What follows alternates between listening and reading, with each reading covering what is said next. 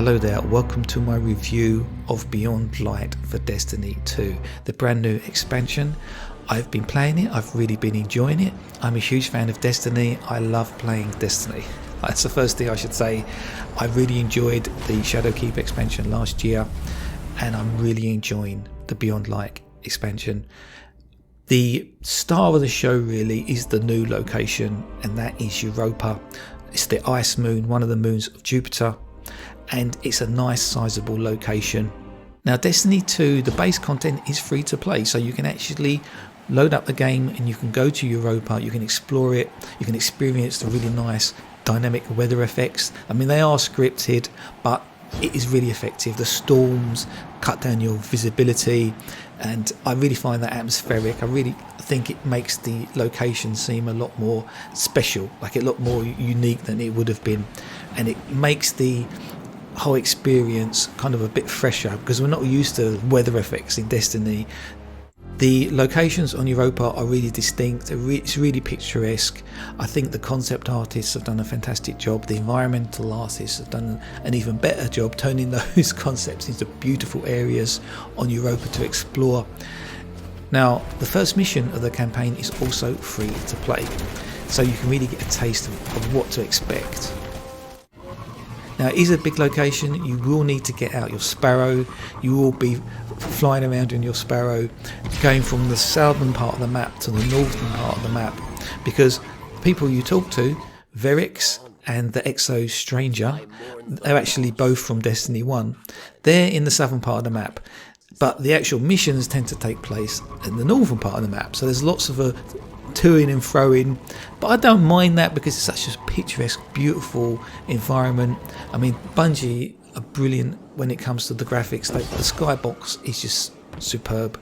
I love looking up at the skies in Destiny, so I don't mind racing backwards and forwards. Now, this problem is alleviated somewhat by the fast travel points in the southern regions of the map. A lot of people are saying, well, why isn't there a fast travel point in the north part? Well, I kind of understand why not, because Bungie has spent so much time making this beautiful environment. They want you to traverse it. They don't want you just to fast travel backwards and forwards. And that's the thing to remember about Destiny. There's a lot of people in the Destiny community that are very vocal. They nitpick about everything. There's a lot of moaning about Destiny. But most of these people spend most of their time playing Destiny. They don't want to play anything else. So that's the thing to remember. Yes, you can nitpick. It's a love-hate relationship for a lot of people, but it's a fantastic game, so just play the game and enjoy it. Now, there's about 34 steps in the actual campaign bounty, but a lot of those steps are talking to our Ferrix or the Exo Stranger. Now, the Exo Stranger, she was from Destiny 1, and yeah, she's the one that didn't have time to explain what she didn't have time to explain, but this time around she's got a lot to say for herself, and it's cool to actually get to interact more with her and find out more about her. Now, Ferrix, you remember him from the first game, he's a very distinct voice. It keeps making this clicky noise. It gets a bit annoying, but I still love having him around. It's kind of nostalgic for me because I spent so many hours playing Destiny 1. I spent more hours playing Destiny 1 than any other game ever. I spent literally thousands of hours playing that game. It's my favourite game of all time. One of the big reasons for that is up until that point I was more of a single player kind of gamer, but with Destiny it really made me get more into multiplayer. I remember roaming around in the Cosmodrome for the first time in Destiny 1, seeing there's other players. There was a shared space that you could actually do missions with other people, and I remember a spider tank dropping out. It was a public event, dropping out of the sky, and everyone teaming up to take it down. And then that was it for me. That was the gotcha. I was hooked on Destiny ever since then, and I really got to know a lot of people because I wanted to raid and I wanted people to help me doing nightfalls.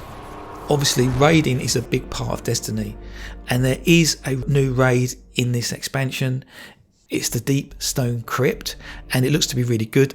Now, at the time of doing this review, the raid literally dropped yesterday, so I haven't had time to check it out, but I'm sure it'll be fantastic. But I do appreciate that a lot of people that play Destiny don't actually raid. If you look at the statistics, and I think that's unfortunate because that is one of the highlights. It's one of the jewels in the crown of Destiny is the raids. I don't think anyone does raids like Destiny.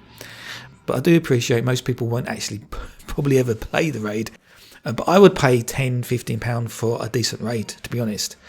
For a smaller raid, like a raid tier, I'll probably pay a fiver. But this is a full raid.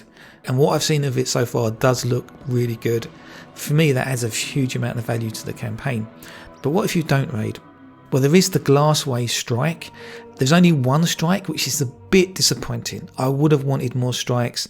Strikes are really the bread and butter of Destiny. To only have one new strike is disappointing. It is a very good strike. I've played it, enjoyed it.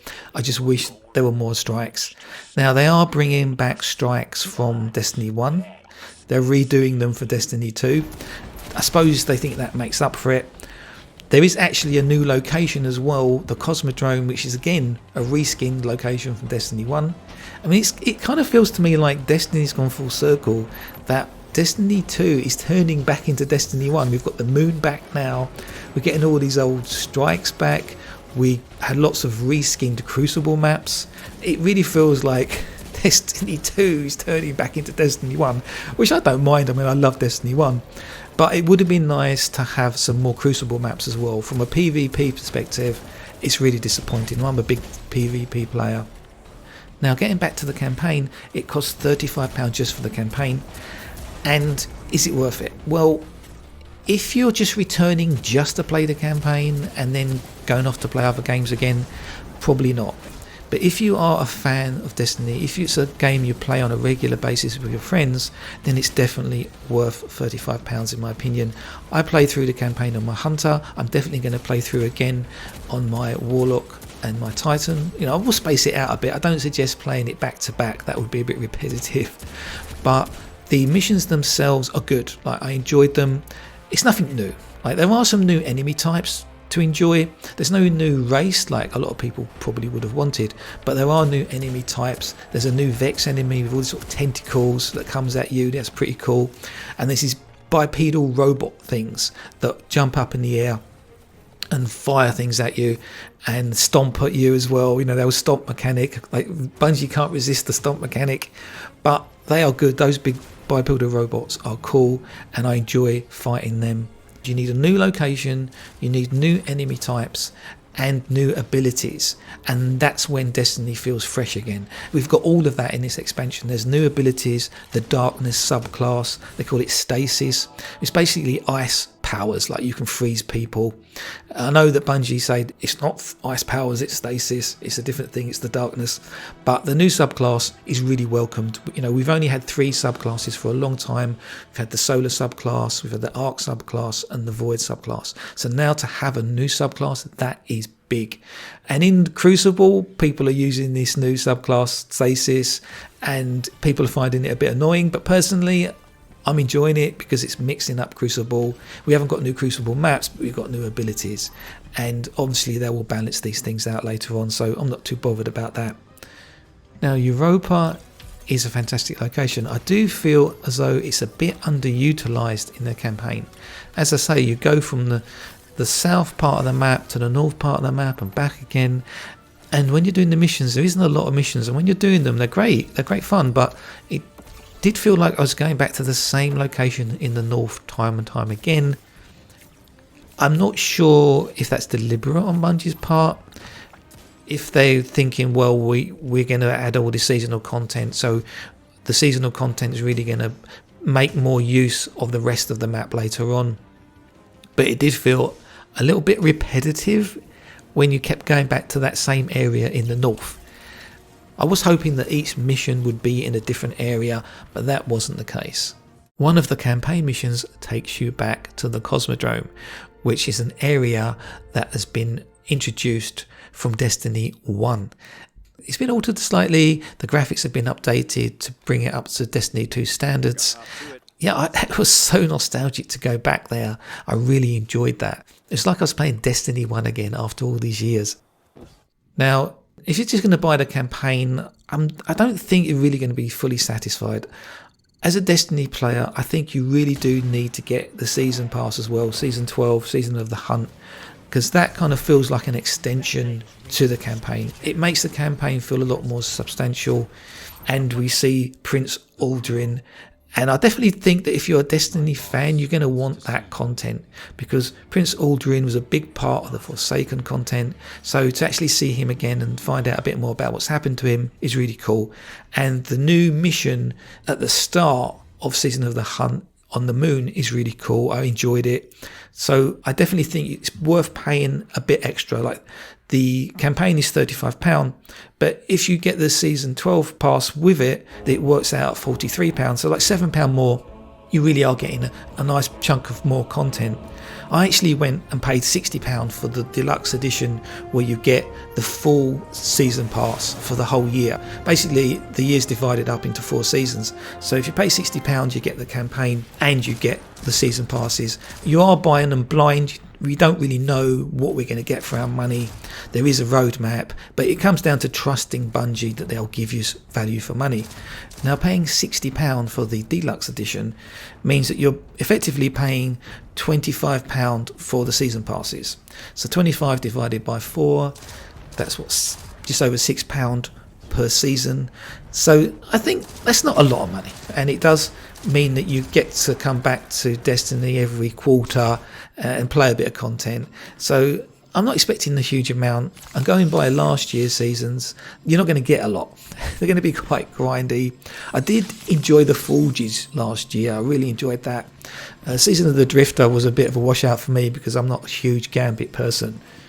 But I definitely think getting Season 12, Season of the Hunt, is something that you should do. Pay the extra money, pay the £43. If you're going to play Destiny Beyond Light, you should at least, I think, get that. Now, the story for the campaign is a bit kind of standard, really. It's kind of like the Forsaken story. There's this fallen baddie, Eramis, and she is trying to take the dark powers and use them against the Traveller. And she's got some henchmen, and you have to take her out, take out her henchmen. It definitely reminded me of the Forsaken campaign, but without Aldrin being involved. It's just about tracking down a fallen enemy boss and taking her out. It's good, it was enjoyable, but it's nothing that's going to blow you away. It's really just an excuse to play more Destiny. And the campaign is really how the new subclass is introduced to you, how the new darkness subclass is introduced. And it was a bit weird, actually, because for so long we've been siding with the Traveller, the light, and fearing the darkness and waiting for the darkness to arrive. And now it's arrived, we seem to be embracing it. Rather than it being the big enemy that we've got to fight, it's more just a new source of power for us to harness, the darkness.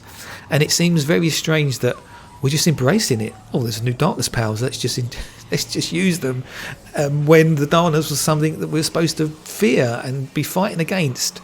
And it all just seems to be suddenly we're accepting it, and it's really weird.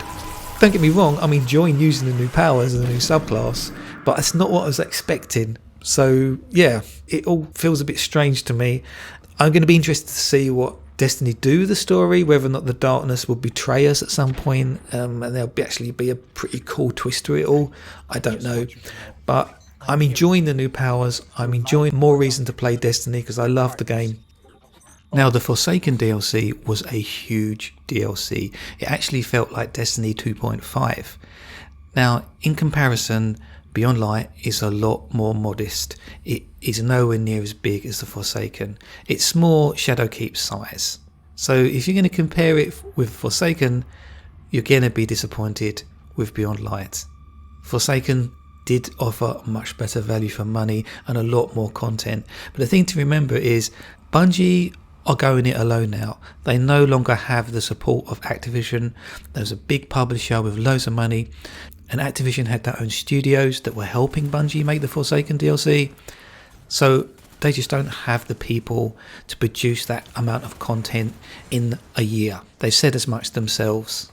So unless Bungie hire more people, this is the amount of content that we're going to get per year. And another thing to remember is it's more of a live service now, Destiny. So there will be other little bits of content coming out. And of course, there will be weapons to chase. There's new exotics to chase. And there will be new exotic quests that drop from time to time. So there will be added value to Beyond Light as we move forward. Now the install size of the game got quite big, it got quite unmanageable for Bungie, so they decided to actually remove a lot of the content. Now this is really controversial. Whole planets have disappeared, apparently the darkness have swallowed them up. Now obviously people are quite disappointed about this because we've paid for that content and now it's disappearing. And to replace that content we've had to buy more content from Bungie.